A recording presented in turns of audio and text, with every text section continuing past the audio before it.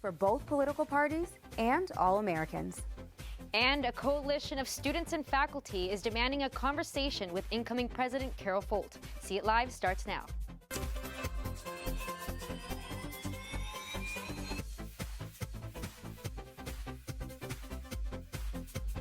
Tonight, after 2 years, the Mueller report on Russian interference in the 2016 presidential election is finally public.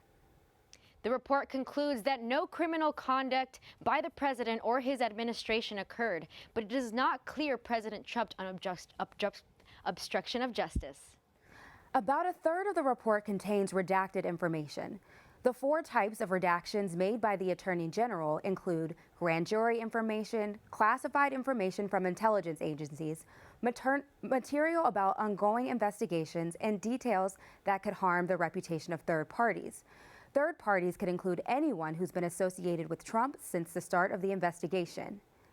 The 448-page report does not come to the conclusion that Trump obstructed justice, but it also does not clear him of it. So while the report does not conclude that the president committed a crime, it also does not exonerate him. While Mueller was unable to determine whether Trump actually committed a crime, the report did identify 10 instances of possible obstruction of justice by the president. These include multiple efforts to shut down the investigation. The report says there is substantial evidence that indicates Trump's decision to fire James Comey in 2017 was the result of the then FBI director's unwillingness to say publicly that the president was not under investigation. Another instance details Trump's efforts to get former Attorney General Jeff Sessions to reverse his recusal from the investigation and step in and limit the scope of the investigation. The report also identified evidence to show Trump turning on his former lawyer, Michael Cohen, to undermine his credibility for cooperating with prosecutors. The president has been furious over the investigation from the start. According to the report, when Trump learned of Mueller's appointment as special counsel, he said, "This is the end of my presidency. I'm effed." Despite the damaging evidence found in the report, Trump is celebrating the fact investigators did not find proof he conspired with Russia.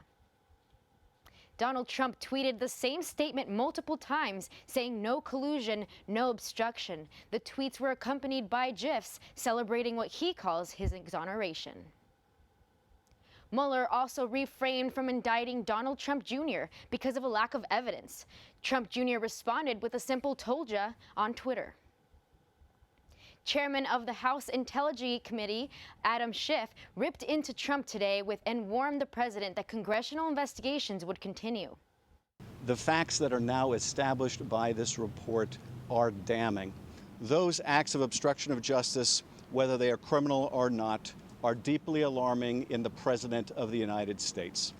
They are unquestionably dishonest, unethical, immoral, and unpatriotic, and should be condemned by every American. That is not the subject of vindication. That is the subject of condemnation. And I think we need some time to let this sink in and understand the full repercussions for the country of having a president who lies to the country, who misleads the country, who urges others to do so. House Minority Leader Kevin McCarthy released a statement redacting the report, saying Democrats want to keep searching for imaginary evidence that supports these claims, but it is simply not there. It's time to move on. Americans deserve better than partisan quest to vilify a political opponent. Mark Amador is an editor-at-large of The Week and a member of the USA Today National Board of Contributors. He is also currently teaching a class on national security reporting here at USC, and he's here with us tonight. Thank you for joining us, Mark. Welcome. Great. So the Mueller report is now out. Was the information inside what you were expecting? Yeah, it was. I mean, there were always going to be 2 parts of it, right? The first part was Russian interference on the presidential election. Did it happen? Yes. Were there crimes directly in consonant with Russia and the Trump campaign? Did they conspire? He finds no. The other part of his investigation was crimes arising out of his investigation. That means, did the president attempt to cover up the investigation? And that's what this part's about. So what does that mean what should we expect when Robert Mueller goes to Congress? I think, first of all, Robert Mueller needs to tell Congress Why lay out all of this information? Why give all of this information to Congress? Mueller himself calls it facts known to us. He calls it evidence. And he says we needed to preserve the evidence while the facts were fresh. What that suggests to me is that this is a roadmap for Congress to take it and decide whether the president's actions constituted obstruction of justice. Now, the president's attorney general disagrees, but Robert Mueller needs to tell Congress his reason for including that language. So what does this mean for the Democrats and what does this mean for the Republicans? Well, note that the Republicans, as you see with Kevin McCarthy's quote, they're unified. Investigation is over, let's move on. Not likely to happen, but it's a much easier message. Democratic message is kind of muddled because on the one hand, Democrats are saying impeachment is going to take too much time, it's not worthwhile, we should focus on protecting against the future. But a lot of other Democrats are saying this is a damning amount of evidence showing numerous criminal conduct or evidence of criminal conduct by the presidency. We can't ignore it. So Democrats are kind of divided, Republicans are united. Do you think it's likely that, you know, any type of investigation will happen, legal action will be taken? Well, look, you already have a number of referrals and prosecutions related to this. Clearly, this is going to hang over Donald Trump for the rest of the 2 years of his first term, no matter what he says or tries to do. All right, well, Mark, thank you so much for being with us tonight. Pleasure. We really appreciate it.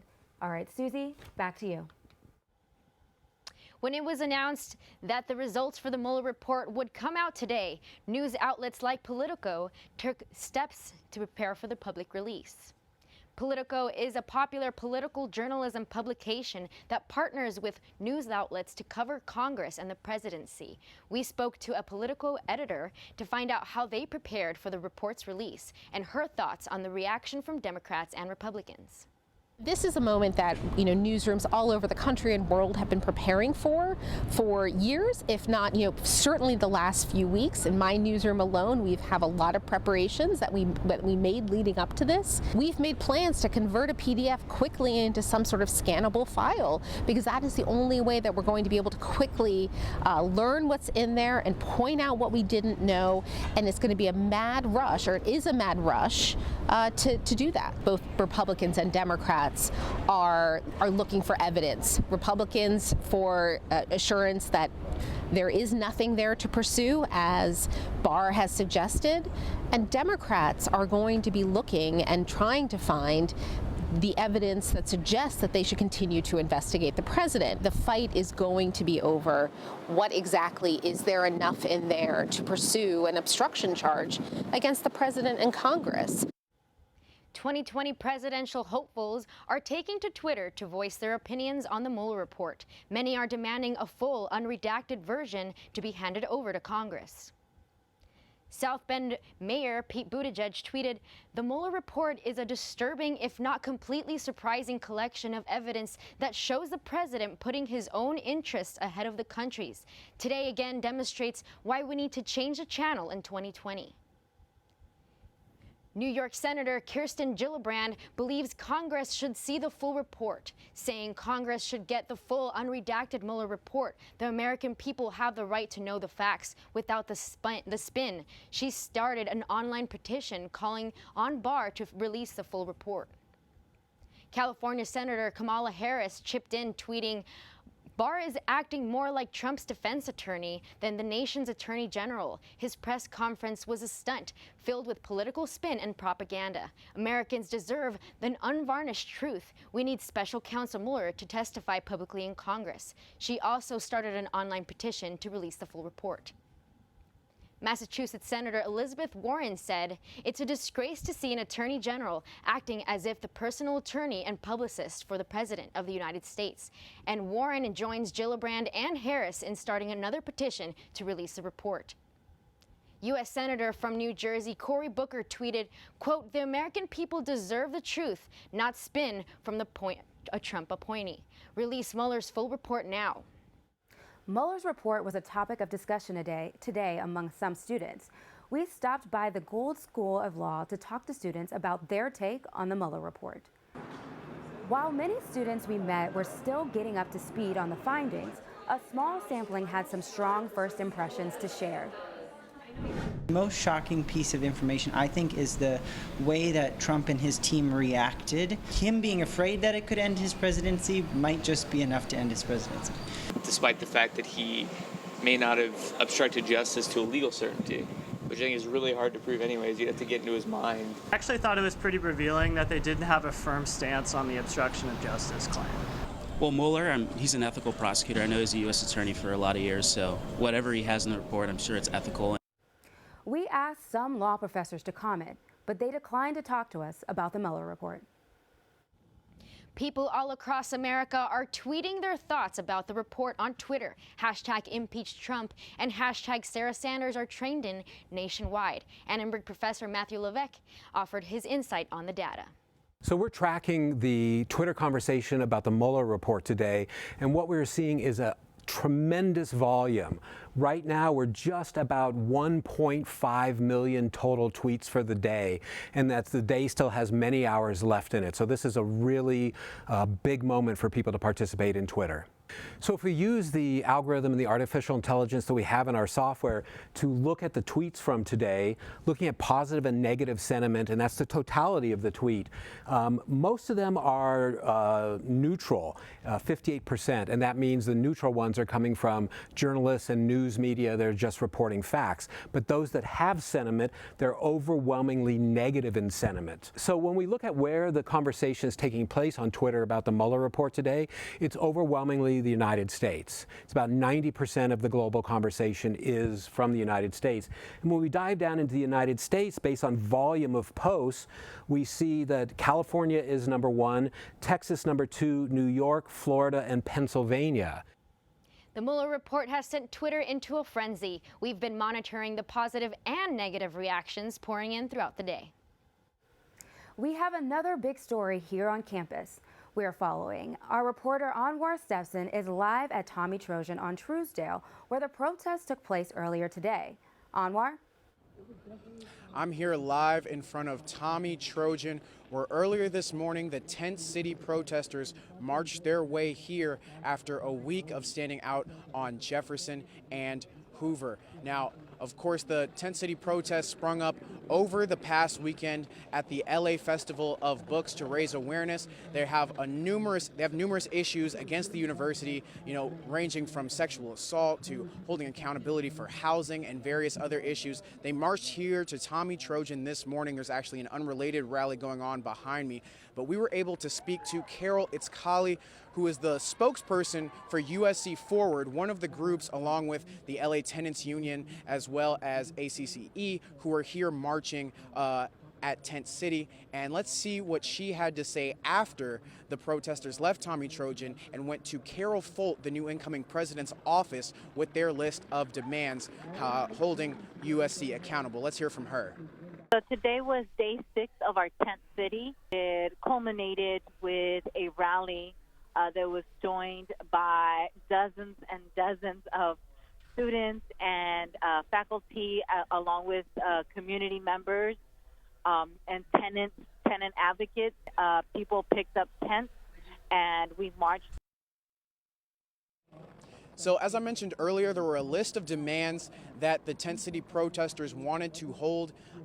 They actually went to Carol Folt's offices earlier on Tuesday. She wasn't there. She doesn't come in till July, of course, so they were not able to meet with her. But these are the demands they wanted. They want full scholarship and admission for a select number of LAUSD students in high school. They also want housing for those that have been impacted by USC expansion, like at USC Village. Of course, they also want a development and implementation of community benefits for those that are around the South Central area and those workers. And they also want a campus free of sexual assault, harassment, and violence. Of course, USC has been embroiled in scandals such as Tyndall and other major doctor sexual assault scandals. And finally, they also want just compensation for graduate workers and faculty, those who work here and labor here at USC. They often think they have low wages. Now, like I said earlier, the protesters started off where they've been all week at Jefferson and Hoover and marched this morning to Tommy Trojan. And at that march, we were able to talk to someone who was the leader of the students that were protesting there. Let's take a look at him and see what he had to say about the protests and why they're there and why they're marching. The tents are symbolic of the tent cities that, first you would see them on Skid Row, but now they've expanded all over Los Angeles because this city refuses to invest in affordable housing. We know that stakeholders at USC also have a stake in keeping housing expensive so they can make more and more profits. If we don't try to change things now and bring students, faculty, and staff onto the Board of Trustees, not the billionaires, we're not going to see a change. So ultimately, we ask that of Carol Fulton, of everyone else. If you don't give it to us, we're going to demand it and we're going to take it. Now, the protesters also had a symbolic statement for incoming President Carol Fulton. Throughout the week, a select number of protesters actually slept in the tents that were on Jefferson and Hoover, and they slept in the same sleeping bag every day. And after they slept in the sleeping bag, they signed it. And so at the end of the week, after they marched here to Tommy Trojan and then to the president's office, they handed over that signed sleeping bag with all the signatures over to the president's chief of staff. Now, after that, they were told to disperse and not, as they were causing a disruption. Now, DPS has told Annenberg Media that it was not them who told them to leave. There was a statement earlier from the leader of DPS that the protests at Tommy Trojan were peaceful and that they were exercising their First Amendment rights, but they were told to leave the area, and the protesters then dispersed. The whereabouts of the tents, however, which were supposed to stay up until the demands were met, is unknown. So we do not know the whereabouts of that. There will likely be more information coming in the following days, and we'll follow up with that story. But for right now, I'm Anwar Stetson with Annenberg Media, live here at Tommy Trojan. Let's send it back to the studio. Thanks, Anwar. Thank you for watching See It Live from everyone here at Annenberg Media. I'm Arlissa Norman. And I'm Susie Plascencia. You can watch us on the web at uscannenbergmedia.com. Good night.